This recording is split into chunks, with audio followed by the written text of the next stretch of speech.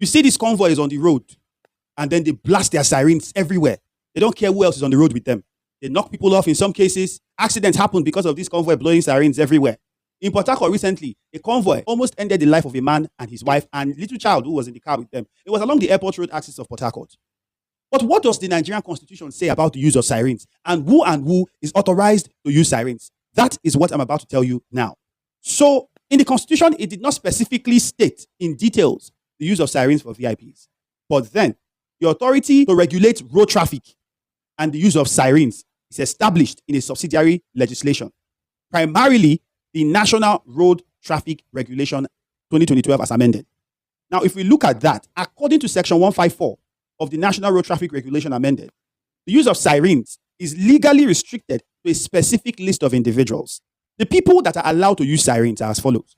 Number one, the President of the Federal Republic of Nigeria, the Vice President of the Federal Republic, the President of the Senate, the Speaker of the House of Representatives, the Chief Justice of Nigeria, the Deputy President of the Senate, Deputy Speaker of the House of Representatives, state governors, and deputies. It doesn't end there, but let me pause. In this list, did you hear Minister of FCT? No. Did you hear Minister of Works? No. Did you hear Minister of Aviation? No. Did you hear Minister of Trade and Commerce? No. Did you hear Minister for Health? No minister, any part of this country is allowed to use sirens. They can have their convoys as long as they want, but they can't put sirens on.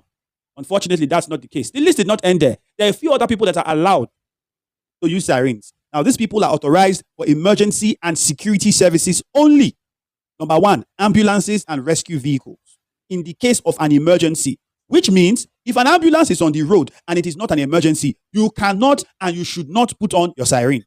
Number two, firefighting vehicles. These guys are also allowed to use their sirens when there is an emergency. In this case, maybe there's a fire and they are rushing to go put it out. They are allowed to use their sirens.